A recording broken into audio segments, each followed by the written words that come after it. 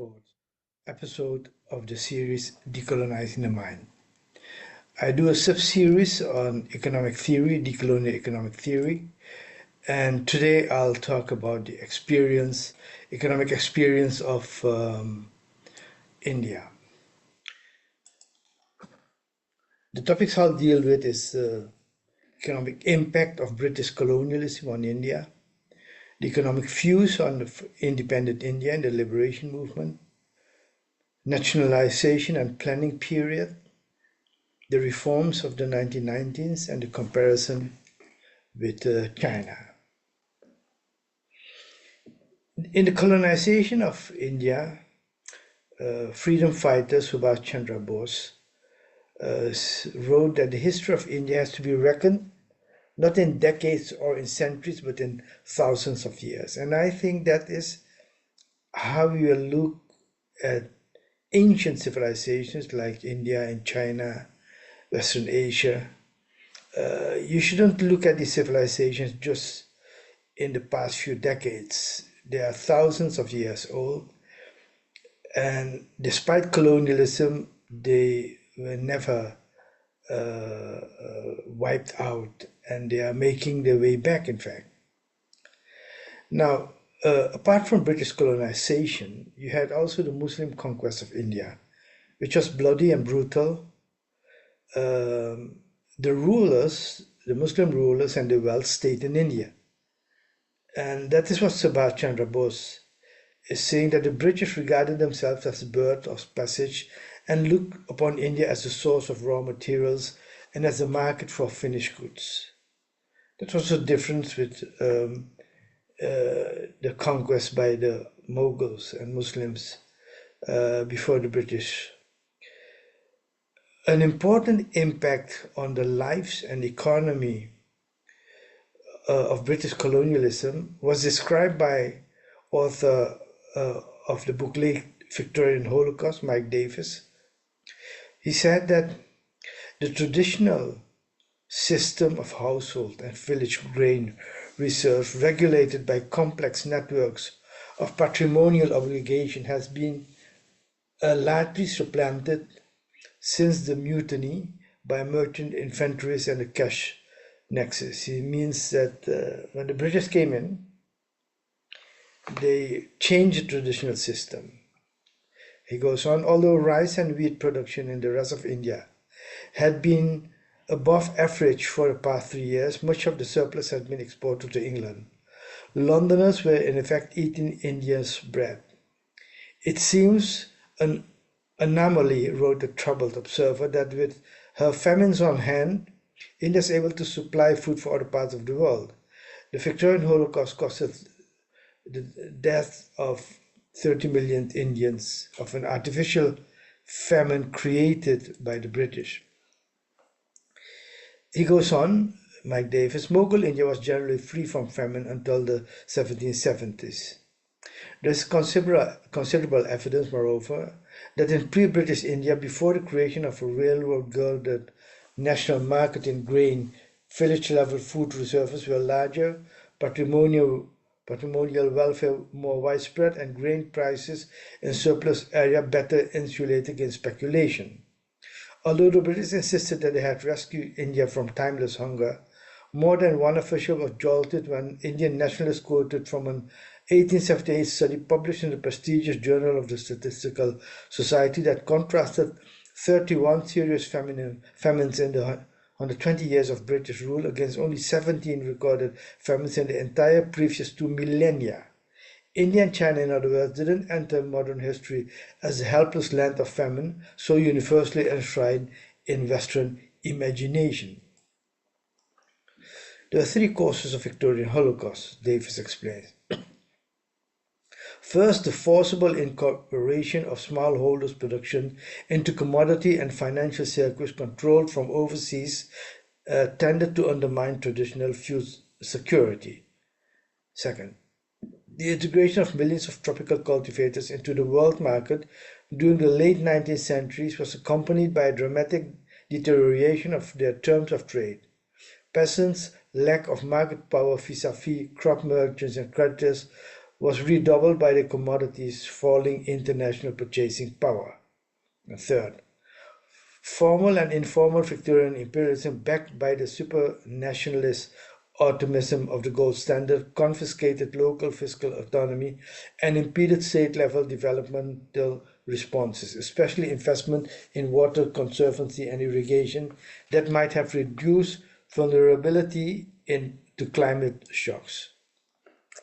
So the damage that um, Britain had done during its colonialism to its population through famine and thereby also through its economy is tremendous. And Indian nationalists from very early on were calculating how much Britain stole from India. Dadabhai Nauroji, a founding member of the Indian National Congress and a member of the Second International, said that British colonialism installed different economic mechanisms than that had existed in India up to then, mechanisms that led to the transfer of wealth from India to Britain. It was a critique of the colonial narrative that India benefited from British colonialism. In his book Poverty and Un-British Rule of India, he details the mechanism of the transfer of wealth from India to Britain. And in 2018, Usha Paitnak, an Indian Marxist from the university in Jawaharlal Nehru University in Delhi, calculated that in a period of 200 years of colonialism, that the East India Company and the British Raj siphoned at least 44.6 trillion from India to the UK. Guess what if the British had to repay this in the form of reparations? What would happen to the British economy? In the liberation movement of India, there were basically two economic schools that articulated an economic policy after liberations.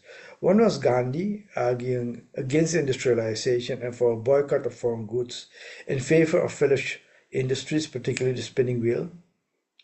The Swadeshi movement, Swadeshi means indigenous or homegrown, was a mass movement that encouraged people, especially those living in cities, to buy Indian goods instead of foreign goods. Although Gandhi was in favor of strengthening the village economy, he was not in favor of socialism. He regarded entrepreneurship as a source of wealth creation. But Nehru was socialist, and the Constitution of India explicitly refers to the Indian state as a socialist state. The preamble says, "We, the people of India, have solemnly resolved to constitute India into a sovereign, socialist, secular, and democratic republic."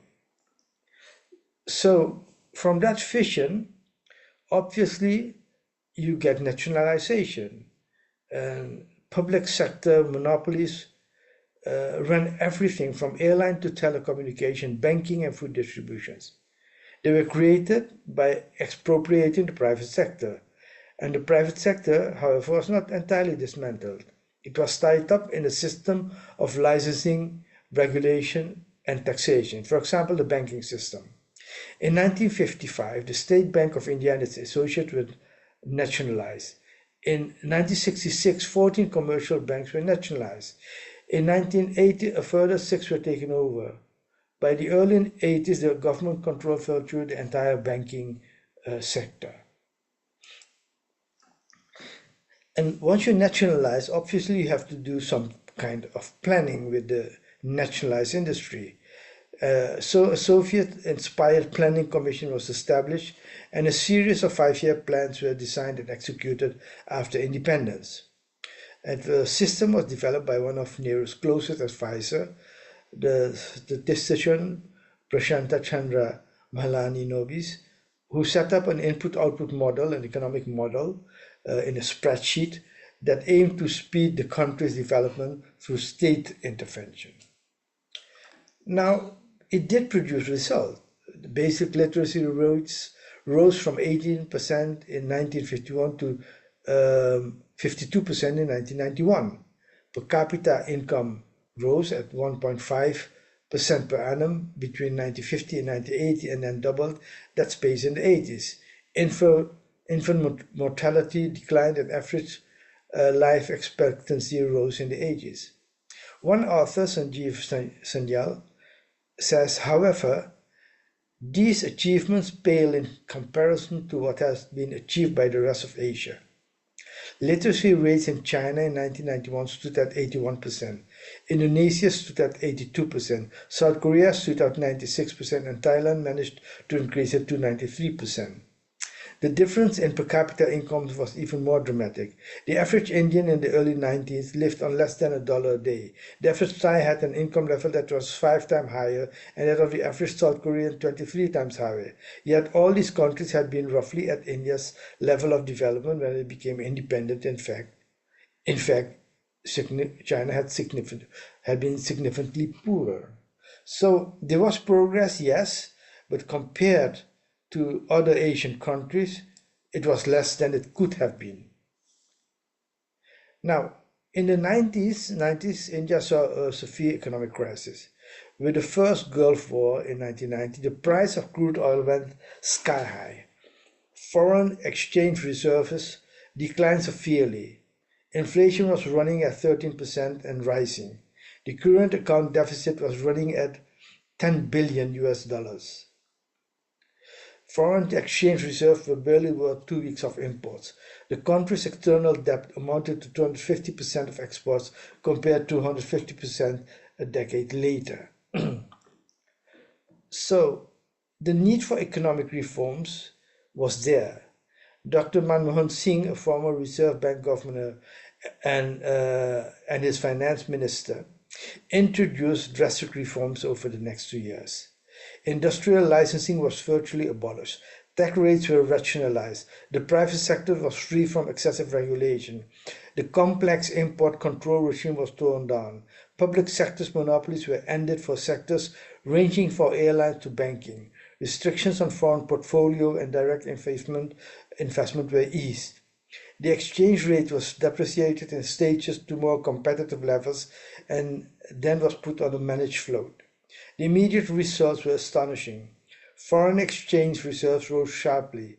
Growth accelerated and the economy stabilized. However, the reforms of 1991 to 1993 were not just about macroeconomic stabilization. There were a few phases of reforms, the first one from 1992 to 1997. The process was initiated by the Statement of Industrial Policy of May 24, 1991.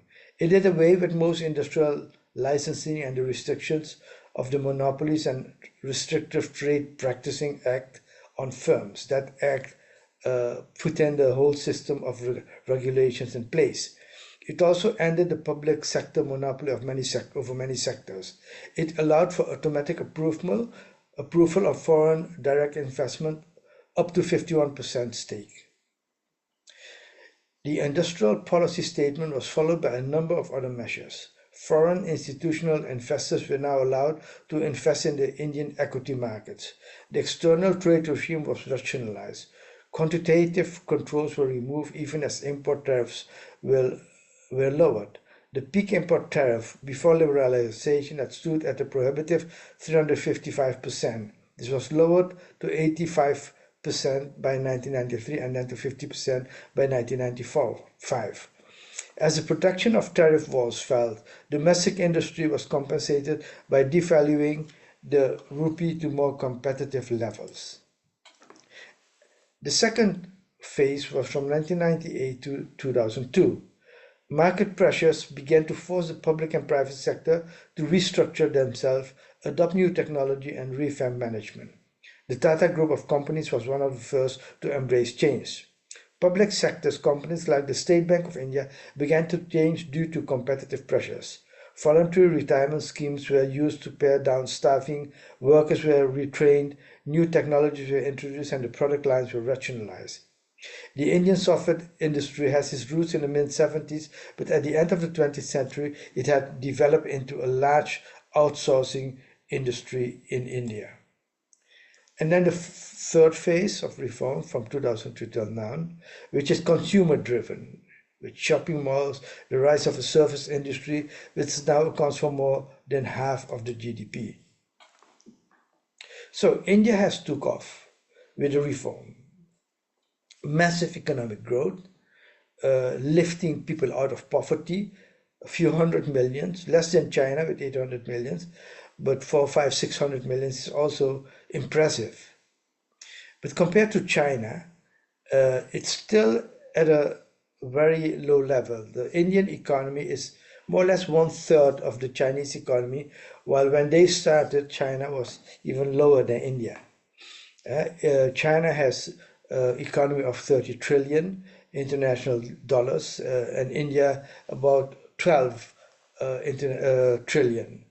So, but still, India is the third largest economy, because after China with 30 trillion comes the United States with 25 trillion, and then India with 11, and then Japan with 5, 6 trillion. So India, China, US are at the top as the biggest economies in the world, which is for India a massive achievement in the few decades that it has done. Look at the per capita income. India is way behind China with 21,000 per capita income. India with 8.4, 8,000. And Russia has more. Brazil has more. South Africa has more than India. South Africa has 15,000 per capita. 16,000 in fact, Brazil 18,000, Russia 35,000, and even Iran 80,000 per capita is bigger than India. Conclusions: the use of entrepreneurship and markets has boosted the economy. The technological base of India, however, in comparison with China, is weak. The Chinese technological basis is still stronger, although India have one that is strong with the software industry, but is still behind China. And the challenge in India is to bridge the gap between rich and poor. Although hundreds of millions have been lifted out of poverty, there is still a large gap there. So if you go to the index of my book, Decolonizing the Mind, you can look up India, and then you'll find all the references in the book. You can download this PDF from sandahira.com. And if you want to support this channel, subscribe to it, share it with friends, family, and colleagues, and encourage them to subscribe. Get involved in the discussion group, and you want to make a donation, look at sandahira.com how to do that. So